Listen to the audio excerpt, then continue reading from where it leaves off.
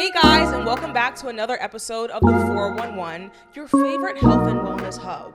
I'm so excited to share today's guest with you. We have the marketing connoisseur, beauty insider herself, founder of Paphitis Advisory, and the queen behind all the mini startups prioritizing clean beauty and ethical approaches, the Avi Paphitis. Thanks for the intro, Kiki. You're definitely a natural. I was like, wow, she's amazing at this. This is going to be her new career. Well, congratulations. I'm honored. Thank you. I'm so happy to be here. Thank you. She was one of our top choices when we first started this. We had a brainstorm of the top guests, and she was up there. So the fact that she's on the couch here from Australia, just kidding. She didn't fly from Australia for this. She was already in town, but hi, Kiki was high on my priority list, that's for sure. So the feeling was mutual. Definitely. Very happy to be here. I've had a bit of vertigo, so if I'm a little bit woozy, that's why. From traveling? Definitely from traveling. Oh, wow. But you've been a lot of places. Yeah, so I was in Greece, I was in Paris, Slovenia, and now London. Oh, Slovenia. Yeah, I was there for a wedding. Oh, wow. Really beautiful. It was beautiful. It was in a castle. Oh, wow. Oh, my God. Definitely amazing. Obviously, wedding season is here. Yeah, it's wedding season. My favorite season. If you know me, you know. Your girl loves a wedding. I don't even want to be engaged right now. I just love weddings. Like, weddings are amazing. Yeah. Yeah. It's love. Like, how can you not love love? Positive. I think we need more positive energy. Yeah, definitely. I agree. More of that. But yes, like I said, she is the queen behind all marketing. I met Avi working through a brand, and she was on their consultancy team, and I met her at a time where I really needed guidance and support, and it was just so refreshing to not only meet, but be able to confide in, honestly, a person I didn't even know from across the world, but who just saw a vision in me and talent in me and provided me with all the support that I needed. And so I just thought I'd be remiss if I didn't bring her here to you guys and allow her to share all her best kept secrets of just how she's gotten to where she is today, because it was not easy. You definitely worked really hard, and you've just been in the space, I think, long enough to know what's real and what's BS. You know what I mean? So, totally. Like, I think I'm the behind the scenes person. Totally. Yeah. I don't think you normally hear from people like me. Yeah. And we're generally the kind of the orchestrators behind the scenes, supporting the founders, supporting all the creatives, supporting people like yourself, you know, using and trying and promoting the product. But yeah, I think obviously you being an example, but generally I think it's really important to kind of lift other people and support them. Totally. And there's space for all of us to succeed. I say this to the founders that I work with, and obviously creators such as yourself. It's like about building a community of people around you that you can look to for advice. And I think you are really talented. Oh, thank you. Yeah, and I'm so excited to see what you're going to achieve with your career, with this podcast, and anything else that you want to do. Obviously, I'm here to support you, and I'm just happy to be having a transparent conversation. Yeah, we're getting real here. So I just want to take it back from the beginning. Like, we all know what you've achieved now, and you'll talk more about it. But I think first, take us back to when beauty and just that industry was first introduced to you. Okay, so I would say pretty much my whole childhood, the beauty industry has definitely been something that I have been kind of around. My family has worked in the industry previously, so it's something that I think has always been in my kind of orbit. Growing up at school, I certainly was more left-brained, if that makes sense. So I wasn't necessarily so amazing at maths, but I was really good at English and writing and like literature and history and all those types of subjects. I think I was a little bit more creatively minded. I grew up in Australia, and at the time, there were kind of limited opportunities, I would say, at home. So pretty much as soon as I could, I was doing an internship in Sydney, and someone had said to me, who was English, you should, you know, move away and seek opportunities elsewhere. So I think at about 24, I decided to move to London. And before this, we were discussing this concept of kind of manifesting. And I think I've always been quite goal orientated. I have had these little notebooks that I write things down in. And I wrote the name of kind of 3 agencies down that I wanted to get a job at, really. I think one was Purple, one was the communication store, and the other one was Scene Group, which at the time was called Beauty Scene. And I was pretty adamant that I would move to London and secure a junior role at one of these companies, and I did. Oh, wow. And, it wasn't so easy. It's like, oh, I just got there. I remember hounding them, I think being rejected by 2 of the agencies. And then eventually, I think Scene Group met with me and they were like, this girl won't stop contacting us. It's so annoying. We'll just meet her for coffee. And then I ended up, actually, funny story, I think they thought I was French because I got put on the Christian Louboutin account. Oh. And because of my full name is Avion, I'm not French at all. My mum my name is a whole other story. But yeah, essentially I, was really young. I'd had internship experience. I'd done a period of working in production, in fashion. I realized pretty early on that the fashion industry didn't align with my values, not because I dislike fashion, I love it, but I think this was sort of pre-Me Too, and I think from a young age I've been quite aware of things, open eyes, I've seen things for what they are, and I just didn't like the treatment of women. And I was a young woman on sets with, very misogynistic photographers, which made me really uncomfortable, and I felt like the beauty industry, from what I could see in London, these agencies were run by women and there were a lot of women working there. So I gravitated towards that. And I was someone that, would buy the Francois Nars book and, knew about Kevin Aucoin and collected Vogues and read all Vogues and had Teen Vogue, and just always, since I was younger, loved going to David Jones, which is a store in Melbourne, and trying the latest products. So I think I've always loved it, watching my mum do her makeup and feeling like it was this creative thing that you could be a part of. And I found it quite empowering, actually. So yeah, that's kind of how I got to London. And then in terms of communications, I don't think PR and me necessarily aligned. I'm certainly a little bit too direct. I don't think I was able to do the small talk with the editors. I really disliked it. And one of the senior members of staff there said to me, you should kind of try getting your foot in the door as a marketer. I think you should do marketing, because I was often the person creating the presentations and the decks and thinking about the ideas, but I didn't really want to be in front of a beauty editor. Just really wasn't my idea of a nice day. So essentially, I just preferred the writing, the thinking, and the long-term approach. And I thought, maybe this person's right. I should try to get my foot in the door as a marketer. And at the same time, I was going through a bit of a personal transition in terms of being more aware of fast fashion and the clean beauty industry, and became a vegan, and sort of had this awakening, as a lot of people do in their 20s, about the kind of person I wanted to be, the kind of brands I wanted to support. And at the same time, I was seeing a lot of these types of brands come out of California. So I made the call that I was going to leave London, leave this business, and try to get a job in LA, which I eventually did. Which was at Beautycounter. Obviously, Australians need to be sponsored to work there, but it's fairly straightforward. So I received a work sponsorship.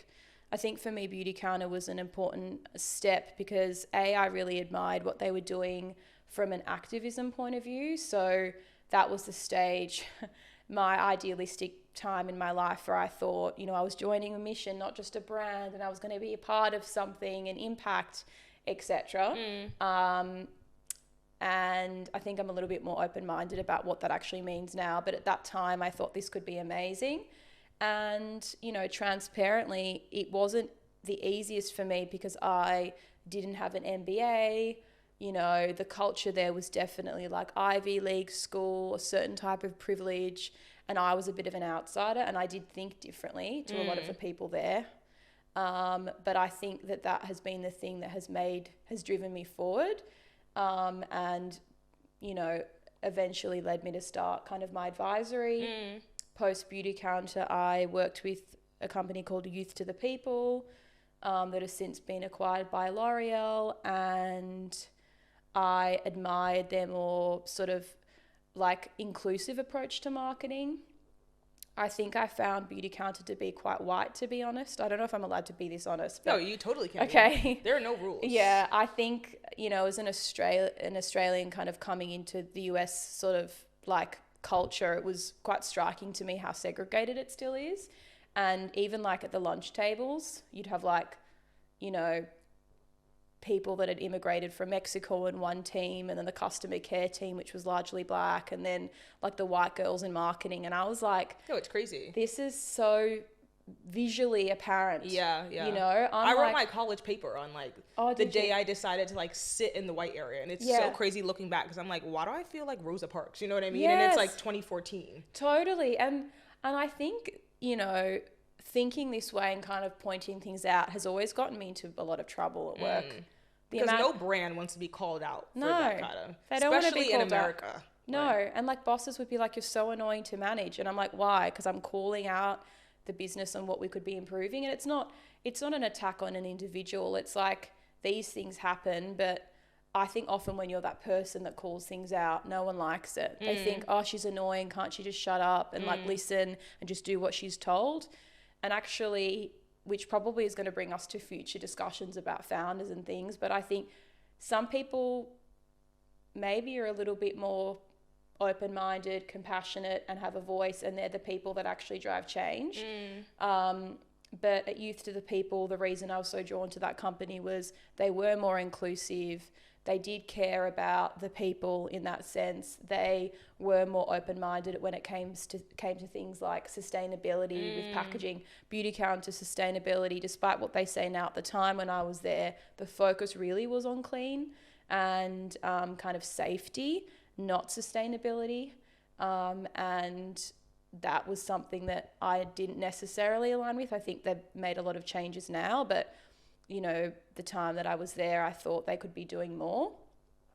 And Youth to the People were doing more. And I met a lot of really great people at that company, other colleagues of mine, like managers that I still call friends from the social team and other teams, girls and boys that I still kind of remain in touch with. And it's been really great to see where all those people have sort of ended up.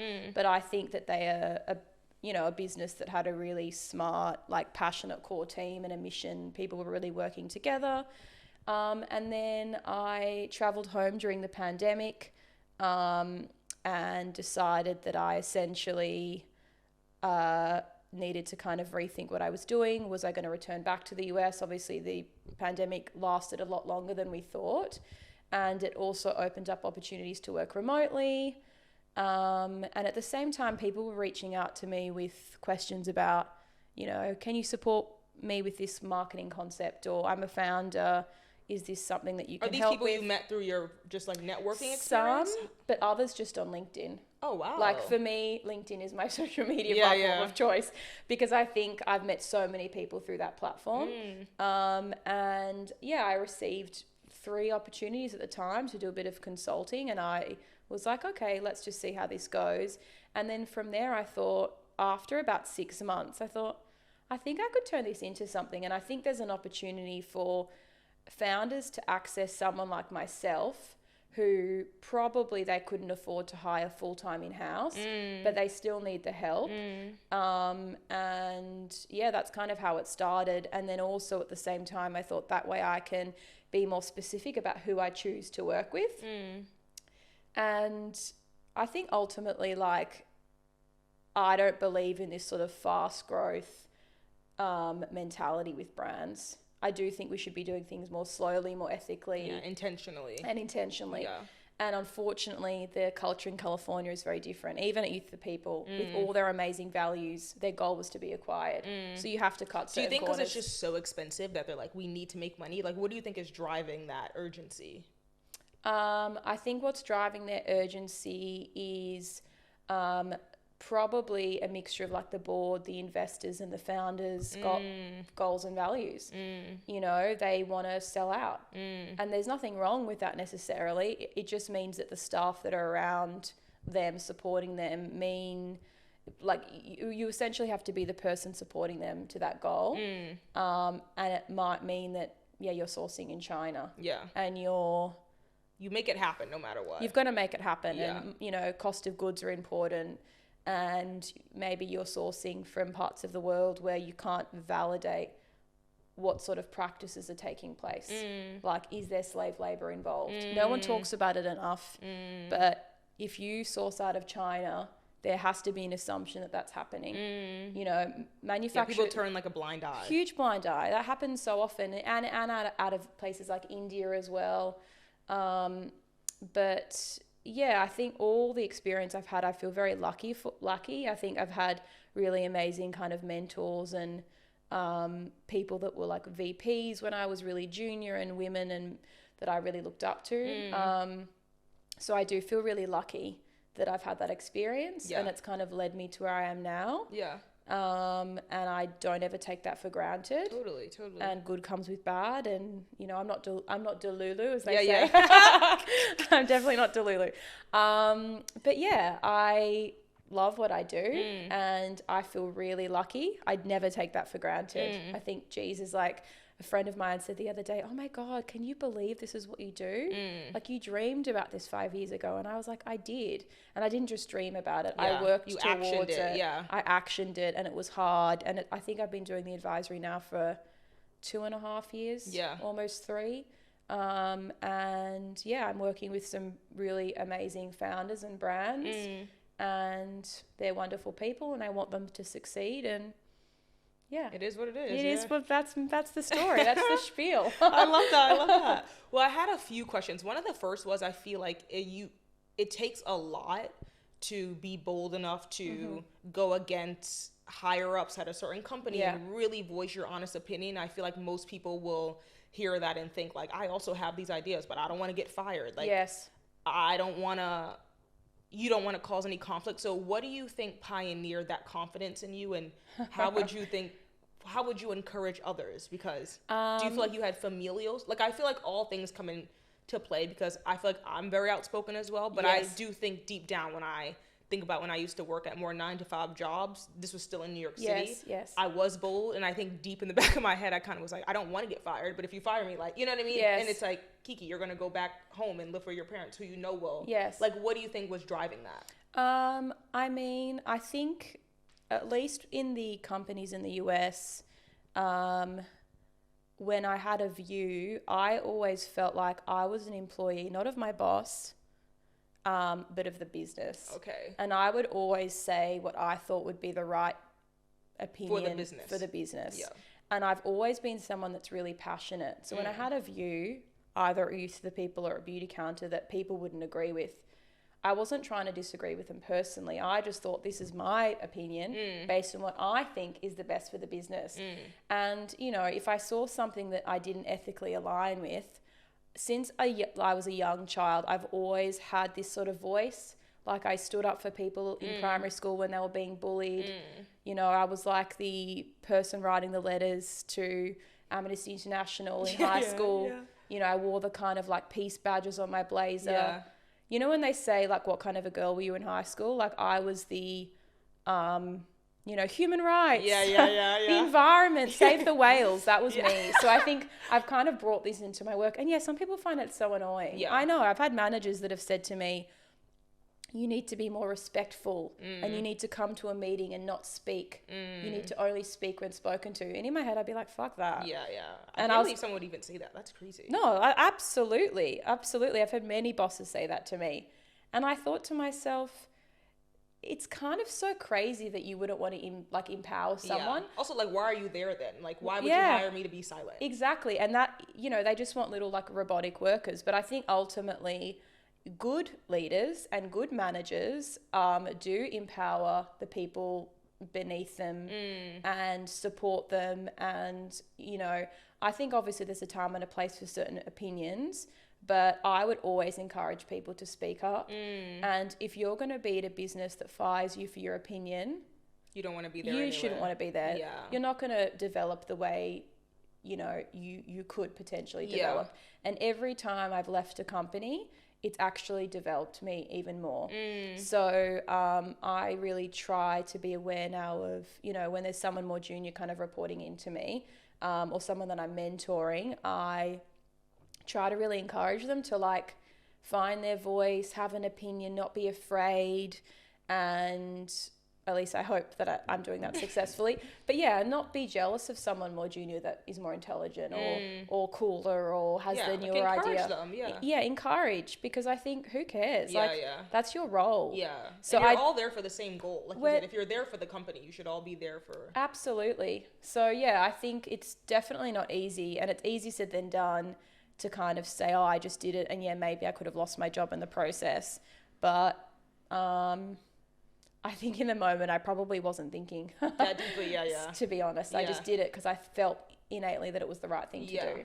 Amazing. So you talk about moving from Australia to London and then London to LA. And as someone who's moved from New York to London, I know when you're passionate, you'll make something happen, but it's not always the easiest task. So what do you think inspired you to, I know what inspired you, but what do you think really got you to make that move? Like on all facets, you know what I mean? Like, I think it was definitely like leaving Australia for me was something I think even in high school, I just wanted to leave high school. What's Australia like? I've never been. Like, even when you were like, I had to get out of this beauty industry, like, what's the Australian beauty space? Well, it's very different now. There are more opportunities there. But at the time, there were like maybe 3 brands, 2 retailers, something like this. Just small, really small. It was really small. And I think the majority of businesses that did exist there were like L'Oreal and Estee Lauder head offices that were kind of more...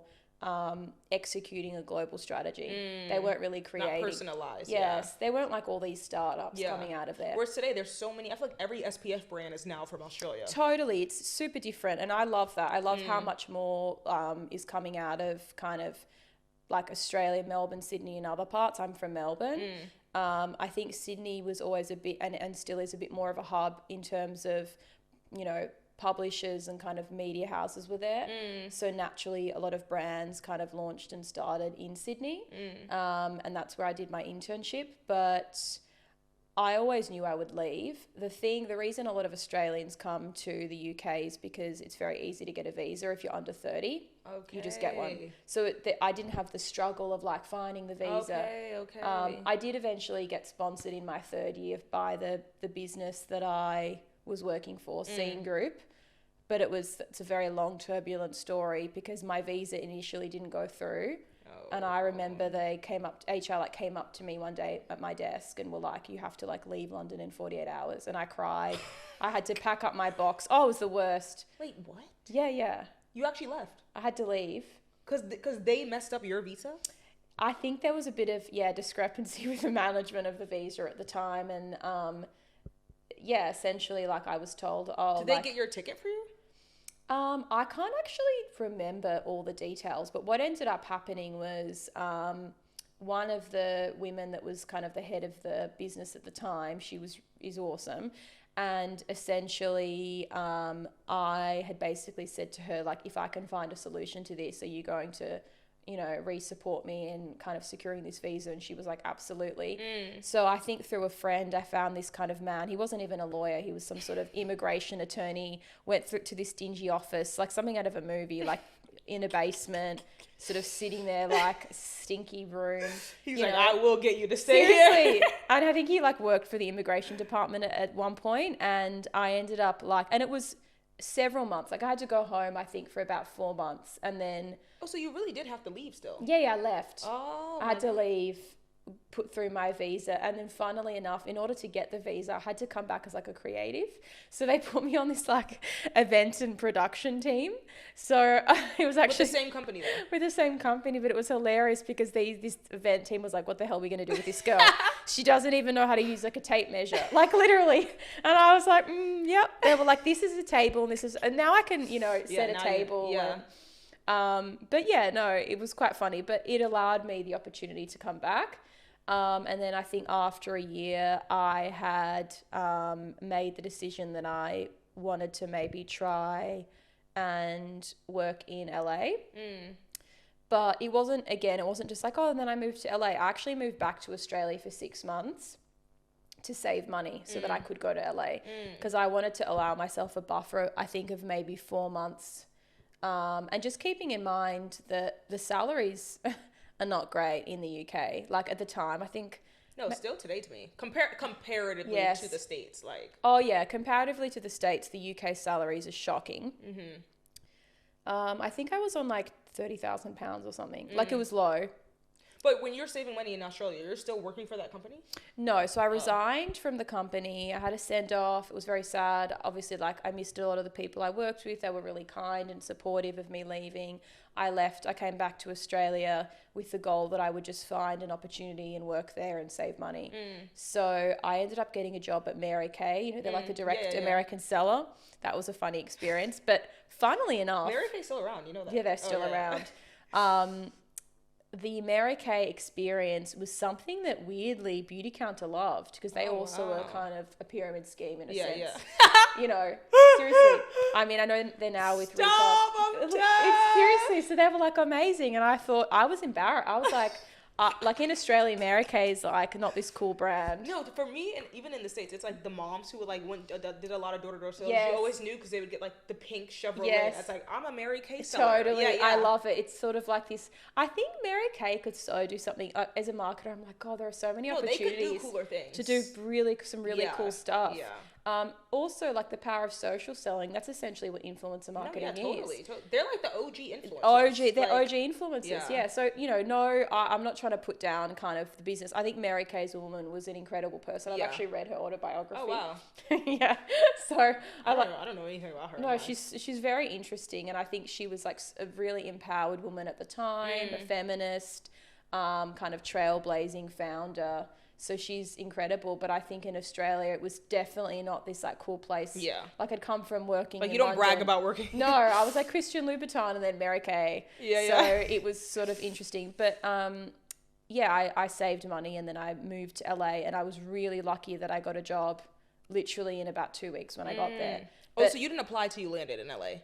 No, I actually did. I ended up applying before I moved. Okay. But then I interviewed when I got there. Okay. And I kind of positioned it like, I just happened to be in town and, you know, do you want to meet me for coffee? And then I was really lucky. I got a job there and then I had to be sponsored and go through the visa process. But they sponsored you? They did sponsor me, yeah. So I'm very grateful that they did that. I feel like especially when visa and sponsorships are involved, it just adds a whole nother layer to things because it's like you can have the whole package and the skill set and everything, but like when they need to sponsor you, it's just like, oh my God. I had that whole ordeal when I first moved here. Of course. Yeah, and it's definitely more competitive. Like often, particularly now, like they don't really want to sponsor people. They would prefer to hire an American. No, totally. So I was up against all of these people that were from, you know, California and I think, like you say with the schooling, like America's OG with the school. So it's like so narrow-minded, so not aware of the privilege that comes with that kind of education. I feel like I wasn't even aware of it until I came here, and then I would hear people talk about it, and I was like, oh my God, that's such a great point. But because you're surrounded by it all the time, and people normalize, like I went to this school, so of course you get this, and it's just a system you become a part of. Totally. And you even operate that way until you get a new point of view, you know what I mean? Exactly. And I think for me, like obviously education is so important, but I think there are types of education. Like you can self-educate, you can read books and be open-minded, and I think having an MBA doesn't mean you can think. No, at all. Like, you know, it's just a lot of times in America it represents privilege because schooling is so expensive. So like when people have business degrees and any of those extra degrees, I often look at it as that, you know what I mean? And I feel like then that privilege is rewarded in America because it's like you sacrifice these extra years of your life to dedicate yourself to this study. But but you're right, especially today with the newer, I say newer generation, like I'm 80, but you know what I mean? Like even when we were like planning for the 411 and we have all these goals for ourselves, and a big goal we have around 2024 is bringing in people to social media and all those things. And I'm not even looking at college degrees. You know what I mean? I'm like, if you know how to use the app and if you are innovative and curious and can think outside the box, and you're the perfect person, like what you studied in school, because a lot of times today it's, you have to just do it. You can't really study it in school. No, you know what I mean? You're right. I think the technology and the innovation in our industries move too quickly for the syllabus to catch up. Totally, yeah. And just a note on the MBAs, I think people that have done them and that want to get into more of a business kind of minded profession. No, then it's incredible. It's valuable, but I think for marketing and for what I was doing, which was like brand marketing, creative marketing, it's not necessarily going to help you in that sense. And I've always been more of a creative marketer. I'm not the person doing the spreadsheets and forecasting and business plan. You need an MBA for that. But I felt that there was a level of maybe in some instances, narrow-mindedness. And I think it's unfortunate because it does immediately before you've even had an opportunity, it closes you off. And, you know, I went to like the best university in Australia, but no one knows what the hell Melbourne Uni is. Everyone's like, where? What? So I think, and again, Australia is different. Like, it's free for us to go to university. Okay. Like, it's a completely different system. Yeah. We don't have this like college, what's it called? The sororities. And Yeah, I was in a sorority. Oh, were you? Ah! Actually? That was a different era. Okay. We're not going to go on Okay, that. no judgment. No, you can talk about it all you want. Because when I say it's truly a different era, even Yeah. I was even showing her videos and she Yeah. was like, Kiki, I can't Did imagine you do the doing that. dances and everything? No. I've I was seen in the it girls for the... on the thing. I'm like, oh. No, okay, so I can't believe we're taking a snippet to Sorry, talk about sororities. sorry. But I do feel like the north of the U.S. versus the South is like two different worlds. Yes. Like even for me when I went to, whereas like it was Wait, where are you from again? New York, Okay, Brooklyn. New York, okay. But I went to school in Syracuse, which is just like so far north is basically Canada. Okay. So even I would see what like Alabama, Texas, Yeah. those schools were doing, and I was like, there's just no way I would survive. Yeah. In that. So even amongst us, there's different Yeah.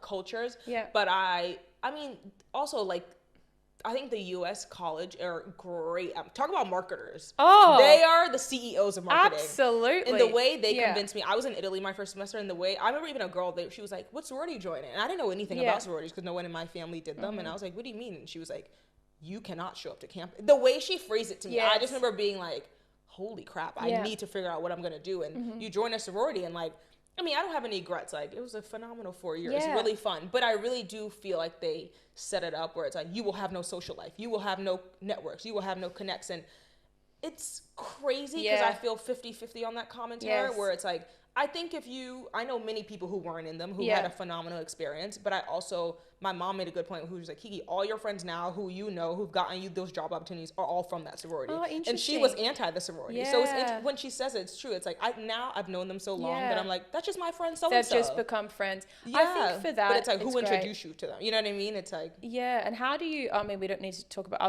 how do you apply and like get in? Oh, I'm gonna leave that to you too. Okay. Seriously. It's a week of like interviewing and like some places you need letter of recommendation. That's what I mean when like the South is different. Like the South is like so-and-so from year 1970, here's my letter. Whereas like in the Northeast, no, it was kind of like, oh my God, that's crazy. no, we'll talk about this off cam. And this is insane. If you don't know this whole story, literally YouTube it. But I feel like YouTube shows like... Beauty industry is a bit like sororities too. Oh, they are. This is what it's all like. All of my friends, that's what I'm trying to say, that I have connects from, I knew from Kappa. And like, I just think it sets, even when it's like, I know for sure this happens where I have friends who are like, oh, that's my friend, she's incredible, we have to hire her. And just like that, she gets hired. And it like creates this fear of like, I know so-and-so, and like, I'm sure everyone that they're knowing, they are talented people, but there are so many other talented people who don't even get like, because I feel like I had such a divided experience where I was raised in Brooklyn, New York, Bed-Stuy, where it was like very local, down to earth, and like, sadly, those friends are not getting interviews at these places. You know what I mean? Whereas like my friends from high school, because then I went to boarding school and then Syracuse, are getting these jobs, not because they really interviewed, but because, I mean, they interviewed later, but it's like, because it's protocol, not because that interview depended on if you got the job or not. You know what I mean? Yeah, it's interesting. It's funny to see kind of where people end up. Totally. And how. Yeah. You could just analyze that. But I think it's good. What we've both acknowledged is talent doesn't necessarily get you in the door always. No. It's a mixture of like privilege and connections, and your network is important. Totally. It's like finding that balance, you know what I mean? Totally. And I always say, like, if you really want to make the change, like, it is important for me, even when we're working with the 401, to just be like, just putting the word out to find talent, but also working, like, almost like playing the game until you get inside. Because you can't make changes just posting on social media, you know what I mean? No, like, you change can't. the system. Like, you can't. And it's like, I don't know about you, but I know I'm having a conversation now with you, but I'm actually sort of an introvert. Yeah. People never think that of me when they meet me. They're like, you're so confident, and you know, you're especially so going up to the bosses. I would not think you're an introvert. No, totally. You wouldn't think, because I'm opinionated, but I think in social situations, like with new people in big groups, I get extremely drained. And I think if I was in a sorority, I don't know how. No, it's totally I'm draining. like Wednesday Addams. I would have been like in the corner, like. You know? No, it's so draining. I feel like after I graduated, even during COVID, I didn't see anyone for years. And like, I even feel like my family, they were like, are you okay? And I was like, there's nothing wrong with me. I just think so many years of and I was the opposite. I think I was like, I think I need alone time, but I think I ignored that fact. And I was like, and I'm not even exaggerating when I say constantly surrounded by people. It's like, even when you're not in the groups, you go back to your apartment, but everyone's in your bed, hanging out in your room. Like, there's no alone time at all. I would not have coped. No, it's crazy. Yeah. So, and I feel like I like made myself cope in a way. It's weird. I don't know, like, me reflecting on it now, I'm like, that was crazy. But in the moment, it was just like the way, you know what I mean? Totally. I think when you're young and everything. Yeah, even now, I love kind of consulting remotely. It's the best thing. Of course. Now just close it's that bad. laptop and I'm alone. And actually, I know the pandemic was awful for a lot of people, but I loved that the social pressure was off. Oh, same. I know what you're trying to say. I was just trying to find the eloquent way to say, like, you know, COVID, it was absolutely tragic, but equally, I think it did make people reflect on like what was important and different ways of working and living in society and what matters. Yeah. And I'm such a fan of kind of the slow life, if that makes sense. Yeah. Like, you can be driven, but it's not a race. It's not like, oh, quick, gotta get up have at your 5. order, take breaks. Like the 5 a.m. club, the being that girl, all this bullshit content. And it's like, no. Yeah. Waking up at 8:30. Yeah. Having a full sleep. Yeah. I'll be having my breakfast. Yeah. You know, it's true. all of the things. I've never needed to get up at 5 o'clock. No, this and insanity. I don't know how? Like, I don't think I could. No, I'm a night owl, actually. Oh, really? Yeah, so my brain is like, at midnight, I was like, aha, I had this amazing idea, and I'm like typing, and everyone's like, what the hell? Which is great for me, because a lot of my clients, like, I'm awake at nighttime, I'm on calls at 10:30 p.m. Yeah. And everyone's like, how do you do it? And I'm like, with ease. Yeah. I could do it with ease. But that's why I also think the beauty is, like, when you actually take time to yourself, you really get to know who you are, not who you are around a bunch of people. And then you also realize what you prioritize. Totally. I agree with that. Like, I think I'm a morning person, but I think I used to do let me wake up because everyone's texting, like, did you work out? It's like subtle, like, competition. Yeah. Like, I went to the gym for 40 minutes. Did you go? And you're like, God. you know I didn't go. Why did you even ask? But it so made weird. me be like, no, it's weird. Such an unusual question from a friend.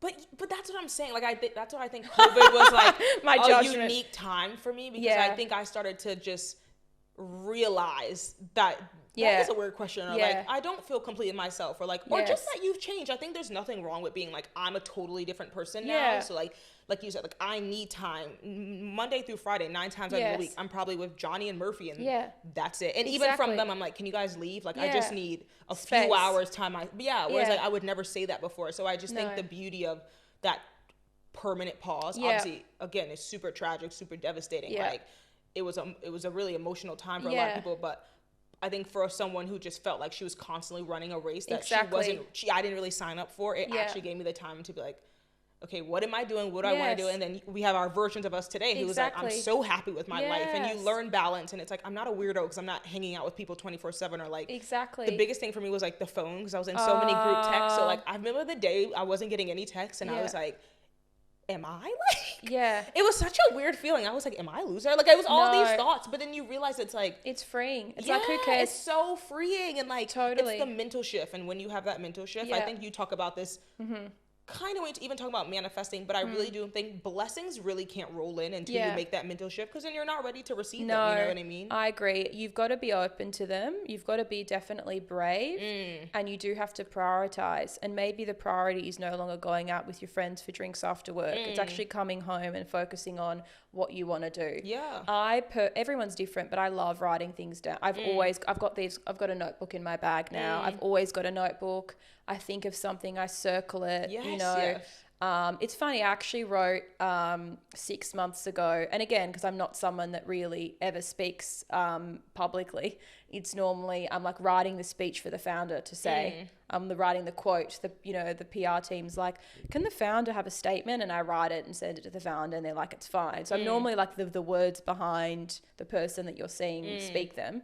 I wrote down on my little thing, I should speak on 2 podcasts, and I've spoken on 1, and you're the second. Wow. So it's funny, like, these little things happen, and I'm like, I need to be better at like self-promoting. I'm amazing at pushing other people forward, but I think, and I think for you as well as an influencer, it's easy just to get stuck in kind of doing the content reviews, doing your routine videos, but things with not really much depth. Well, I think it's, not to put those pieces down, but it's kind of like at some stage, it's like, is this all? Or am I going to start doing something else? I think totally. with the podcast, you had to almost slow down to reflect on it before you could start. And it might be like, oh, I'm not doing anything for 6 weeks, but you're preparing for the next thing. No, true. So I think it's like you said too, it's just like doing a bit more, because as much as I love content creation, I think I always say, like, I manifested and you're amazing filming, at it. and it is my dream job, but there did get a point where I was like, okay, I've showed this lip gloss, I've showed this foundation, and there was I think I'm really good at tapping in when things aren't, the word is not fulfilling, but there needs to be more. And starting the podcast and offering all this knowledge that I learned on set, and I mean, talking to people like you, you know what I mean? Then leveled out when I do make videos with content creation, because it's like, that's not all I'm doing. I'm also having this outlet to just share. I think at the core for me, it's all about helping people, which you talk about as well. And when it starts to feel like, what are you doing to aid someone or help someone, and it's not really that clear, that's when I get a little I don't know the word, but you know what I mean, I get a little like iffy about my your journey, place in it. Because I think especially when you have jobs like influencers, when you're constantly in the limelight, you really have to be passionate about what you're doing, because you're under the wraps of so much. It's easy for someone to be like, would you say, how dare you, know what I mean? So if you don't fully back what you're saying or what you're doing, and growth is more than a number. And I think it's totally, like all of us, I think you've got to have career progression. Even if you're an influencer, what's your career trajectory? For me, in-house, it's kind of like the more traditional growth path of like a promotion, and then you become this person and that person, and, your kind of salary increases in that sense. But I think for influencers, I don't think everyone's kind of cracked the code on monetizing and different kind of ways, like channels. And for you, it's like, now you've got your podcast, you might eventually want to write a book or whatever it is. That's crazy you said that. I did write that on my manifest book. Yeah. I think you'd be amazing at that. So I feel like ultimately, I think because also there's no like regulation on how much influencers are paid, or, someone can say, oh, I'm going to charge you $2,000 for 20 seconds, and a brand might be like, sure. But now there are so many more tools which provide transparency for marketers like myself to see how much are you charging, how much is this other person charging, what are their engagement rates. I think it was a bit crazy at one point, but I think now things are starting to settle. So all I'm trying to say is, if you're an influencer watching, there will come a point where you can't just make up a number. Yeah. You can't just pull it out. You have to back that number. You've got to back the number. Yeah. And I think you need to have a bit of a backup plan for yourself. Like if something were to happen, and I'm not saying influencer marketing won't exist. It definitely will, but I think things always change. Totally. And I think with AI, who knows if brands might not engage an AI bot to kind of promote their products. Like, is it going to be someone like you, or is there going to be an AI Kiki? I don't know if that's going to happen. It's true though. It's true, yeah. So I think it's smart of you to kind of think of different ways that you can kind of essentially earn a living and grow yourself beyond just what you see. Yeah. And maybe starting your own brand, or is it like monetizing, advertisers on this particular podcast? Is it that you become a consultant for brands wanting to engage influencers? Like, there are so many opportunities for you. Of course, yeah.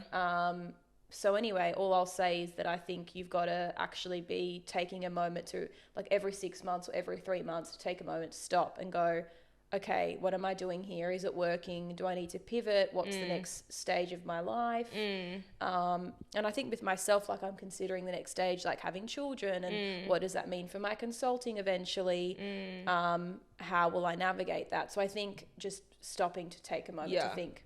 Totally. It's so weird. It's so funny you talk about that, because people always think that, I mean, I'm going to take the credit that I'm more strategic than I am, but it's even funny with the podcast. Like, I know I should think about money, but I'm so bad about this. I'm not even, hopefully my mom's not watching this episode, because she's going to be like, we know. But it's just like, I feel like I just do things from like the spur of my heart, where I'm like, okay, like no part, I feel like it was interesting because no part of the podcast when it first came about was like, oh, well, you can profit. Even now, like, we don't have adverts or anything in it. And I do think I've just been really lucky where things that I'm super passionate about and that I love end up making me money. But I also think I could definitely be better at that, because for a while I wasn't charging what I should have been charging. They're looking for sponsors, advertisers, and marketers. Stop, like, subtle plug. No, but I definitely think, I know there's people who are super money motivated and super money driven, and then there's also those who like me who we just create because we love to create. And of course, like it's our living, it's a job, so that's always even something I challenge myself on, where I'm like, Kiki, how are you? I think sometimes I also feel guilty because I'm like, Don't feel guilt. Women feel guilt. I know, like, you can't do things for help and make money. It's weird. This happens to me. Do you know how many people email me for advice? That's why I started my beauty power hour. I was like, I'll give you my advice. Yeah. You can pay me for it. Yeah, it's like, true. And it's true. I feel guilty too. Yeah. But I think it's hard, even with contacts. Like, I met up with this woman the other day who's a beauty journalist, and she started her own kind of platform as well. And I was saying to her, I get so many people who reach out for connections, like they want to be connected with someone, and I just normally... Wait, they'll straight up just ask, like, can you connect me? Shameless. People you don't know? People I don't know. And often I used to provide that, but now I think, or founders, I'll have like 3 calls with them and they get all this advice on strategy, and then I send through my rate card and they're like, I don't know.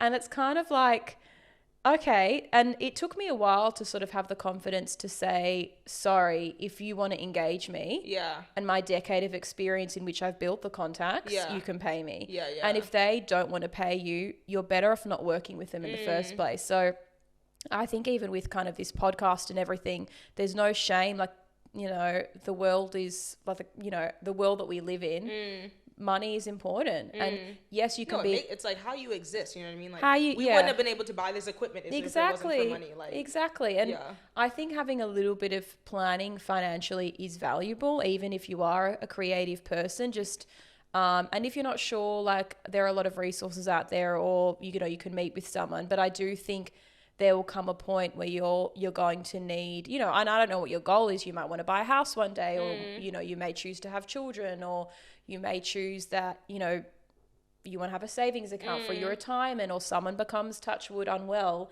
Like, I think it is important to have the financial plan in place, even as a creative person. Totally. And it will provide you with the security to actually be more creative, if that makes sense. Because it's a plan. No, it does. Exactly. It does. No, totally. That's me being the mum. I love that. And that's I definitely have gotten better. And that's my 2024. Yeah. I'm like, that's one of the things I'm trying to put things in place so that coming 2024, it is more like a, I think the word is business. Whereas before it's just like passion project. I'm like, I'm just doing this for fun. And it's like, no, but what you're doing for fun, a lot of people are tuning in. A lot of people are watching, and like, I think, like you said, it's a service at the end of the day. And so it is, and I think content creators, or influencers as they were known, were put down initially. And people would... I almost feel like I come from like that generation and era where like people made fun of them. Same. You know what I mean? And then I transitioned into being one, and I've definitely gotten better with that now, where I'm like, whatever. But I definitely do feel like it kind of can like teeter. Totally, like, it's cringe even. Like, I remember even now, like, I'll put something on my like advisory platform of like 600 people, and I want to vomit because I think, can't believe I'm so vain that I put my face on. Yeah, why does it feel vain? It's sad that weird. we feel this way. Yeah, like, it's so weird, because any other male, specifically a white male, they would do that without a heartbeat and be like, no, it's what I'm doing. Like, exactly. And I watch your videos with such joy, and I think it's amazing. I would never be like, Kiki's so vain. I think, oh, cool. Oh, I love that lip gloss on her. She looks so great. Oh, so I don't think people are thinking that of you. No, I'm thinking it of mine. Yeah, it's but totally in my own head. Exactly. It's in your own head. So I just think, have the confidence to do it, and who cares what other people think. And if they're not supportive of you, you probably don't want them around you anyway. Very true. So this has been like, people will laugh and say, ha, you're trying to be an influencer. And I said, well, I'm not trying to be. I am. I am pretty influential behind the scenes. That's literally my job, to influence founders to make decisions so that they can succeed. But whatever. Yes, I just posted a reel of me applying lipstick really badly. Also, like, who cares? It's not that deep. Like, that's like, who cares? It's all for fun. And I think social, for a lot of people, it's an escape. So if I can provide a moment of escape, fine. Yeah, I love that. Well, I wanted to kind of transition into like what you do now for your own personal advisory. I don't want you out here giving free info because this is different. But I did want to say, like, you work with a lot of specifically small female founded, right? Yes, it is at the moment female founders. I'm not saying that I wouldn't openly embrace other genders or however people want to identify, but at the moment, yes, it's female. Yeah, with like very strong, clean, sustainable, ethical approaches. And so I wanted to ask you, what's one thing you see pretty consistently that new founders do that you would give advice to like current founders who maybe don't, you know what I mean? Yes. Can't really. I would probably say the first thing is to surround yourself by the right people, like the right team. You do have to invest in people just as much as you need to invest in the products themselves. I think it's always better to get things right the first time. So take a bit more time to do things well, rather than having to go back and reformulate or go back and rebrand or go back and repackage or go back and reposition or reprice something. And trust the people around you that are the experts. I think that's quite important. And this is not necessarily something I've seen, but something I would implore people to do if they want to start their own business. Try not to be distracted by others. Like, don't say, oh, this is what Summer Fridays is doing, or this is what, you know, I don't know, Elia is doing, or this is what this Glossier has done. Those brands exist already. Don't worry about it. Yeah, do your own thing. Do your own thing. Those founders weren't looking to the left and right. They were focused forward. So I think if you have the confidence to bring something new to the table, if you think you have what it takes to launch a brand that can stand the test of time and grow and is something that we currently don't have on offer, then have the confidence to kind of just move forward. Don't look at the other brands. Almost you need a certain amount of kind of narcissism or arrogance. Ego, self-belief. Yeah. So not all founders have that, but I encourage them to have more of that. Like, don't worry. You're here for a reason. You're great. Yeah. Don't worry what that... And you are doing something different. Even if it's through the marketing approach. You know what I mean? Something's different. Exactly. And if it isn't, then should you be doing it at all? Yeah. So they're probably my main pieces of advice. Amazing. That was good. That was good. Thank you. And then I was going to say on the other end, because you used to work with influencers and content creators, what's pieces of advice, because you're on the brand side now, that brands are looking for in content creators? I think they're looking for definitely authenticity. I think it's quite clear to me when an influencer is really replicating another influencer's work. I think that you need to have, again, it's sort of the confidence, but I do think you need to like read the brief and know about the brand. The amount of people I've briefed that will present a video and it's like, have you tried the product? Have you read about the business? And are you passionate? It's more than just making the video. I think you need to be a little bit more like educate yourself, go onto the brand's website, go onto the social page, read a little bit about the product, understand what it does. If you don't know, have a call with the team. That's sort of from the brand side. It's almost like an actress or actor, like really feel the role. Feel the role. And I think if you're authentic, meaning like if you truly like, don't review a product if you hate it. Just say no. Which I feel like is really tough to put your head around when you're first starting your content creation, because there's so many brands that like, you're just excited that a brand wants to work with you and wants you to review their product. And I've tried so many products that I'm like, this will literally never touch my skin again. I've even done manipulation some, not anymore, guys. But like when I was first starting with it, I'm like, look, but like really it's another product under that product. Exactly. But you just feel almost like so thankful that you're there, you know what I mean? Which just goes back to what we're saying of being confident in who you are and like knowing you deserve to be there, because... And you've worked on like Kiki the brand. I think I've seen that transition, like the colors that you've now used, your style, your aesthetic, you've got consistency in like Kiki the brand. From a marketing perspective, I can see that. So I think most influencers need to kind of identify within themselves what that is for them. And allow it to take time, because it took me a full year, you know what I mean? Consistency, like don't be like, oh no, nothing's happening in 3 months. I think just be confident in yourself, be consistent, you know, have like create beautiful work that you're proud of, but also be confident to kind of ask for more money and to know your value. The brand doesn't own you. At the end of the day, she's just or he or they are just a marketer like me internally. We're part of the machine. We're not offended. If you turn around and, you know, ask for more money and they say no, that's all they can say. And remember what we discussed, like you've got to pitch yourself a bit higher then if that's your goal. So I think just knowing where you sit, like what kind of brands do you want to work with? So you are what we call a beauty insider, wellness insider, but specifically beauty insider. So what are 3 specific steps you feel people wanting to start their brand should take? So I'm going to try to provide some advice that isn't so obvious because I think there's so much information out there. I think the first thing really is, outside of obviously having the money to do it because it's very expensive, I think you need to make sure that the products that you're offering are of the highest standard and quality. Because I think that once you create and build your community, like everyone knows, oh, you've got to have your audience ready first, and you have to have enough financial support so that you've got a bit of a runway should you succeed, and you need to be positioned in the right way, branded in the right way, marketed in the right way. You've got to have retail opportunities. I think they're things that people generally know. But I would say I'm still seeing a real lack of product integrity, if that makes sense.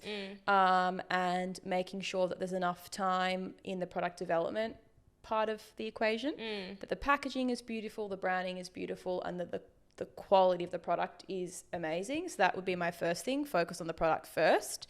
And then the other things are kind of easier in my view. Yeah. I think the second thing is you lean on experts. You don't need to navigate this on your own. Like there are people like myself and others in the industry that are there to support you. I think it's definitely again, just using myself as an example, it's a lot easier to come to someone like me or another consultant or another industry insider to say, what vendors can I go to, rather than spending a year trying to realize that the vendor that you're working with sucks, or do you know what I mean? Like people like that already have the knowledge. That is almost a way of accelerating your business.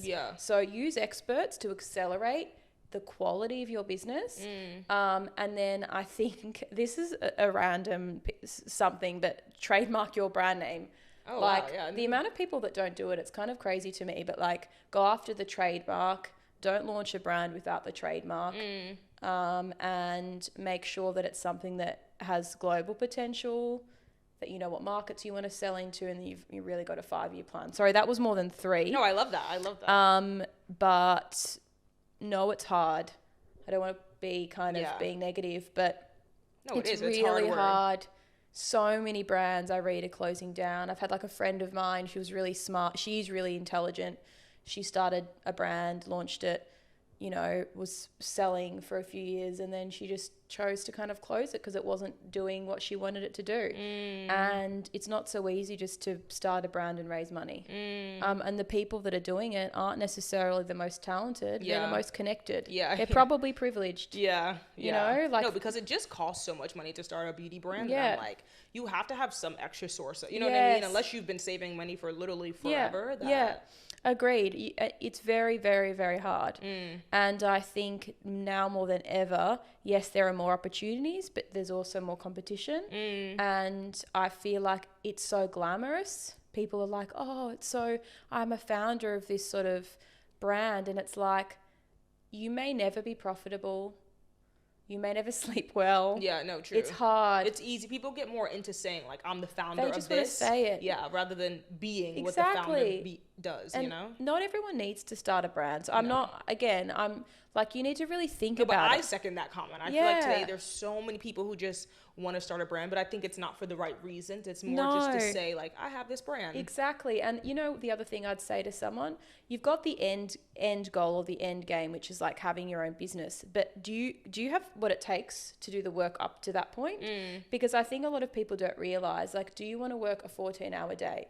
Do you want to not earn any money for 2 years? Do you want to be poor? Do you want to not be able to go out for dinner? Do you want to ensure that you are having your product rejected by retailers? Do you want to potentially fail? Do you want to put your name on something knowing that in 2 years' time that brand won't exist? Do you want to go into debt? Oh yeah, a lot of risk. There's a lot of risk. No risk, no reward. Yeah. But I just want people to know that the brands that they're seeing out there, even within the kind of the bubble of the Accelerate program, don't be fooled. Yeah. Don't be fooled by the people that get in and it succeed. They've got a contact. Yeah. They have a mentor. Yeah. It's not just, she was off the street living in a slum and she started a brand. No, it's true. Please, it's bullshit. Yeah. And I'm supportive of everyone, but I just want people to know that it's really hard. Yeah.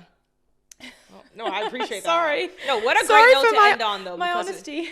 We I think that's my biggest goal for this podcast is to bring well-known people from the space like you and give them the real deal and the real truth, because I think there's so many platforms out there that don't say that. They just do this buffered kind of answer where it's like equal opportunities for all, and it's like, no, there aren't. There you know are what not. I mean? So yeah, even within the confines of race, there's class within that. Oh, totally. And people don't talk enough about class, I don't think. No, I agree. So and it's like the basic and small privileges I think you don't even realize when you come from a class privilege that you're allowed to do. I even think about moving. Like moving's such an expensive, scary thing. Like if I didn't have my mom and all those things, it's like all that weighs on your mind. You know Absolutely. what I mean? Or like a boyfriend. Like for me, it was like a boyfriend that I lived with or whatever. I mean, me today, I haven't had a boyfriend before this house, I moved in with a boyfriend when I moved to London for the first time. So I think I don't want to like deter people from following their dreams, because you definitely should, but you can do things slowly. Keep your full-time job, do it on the side,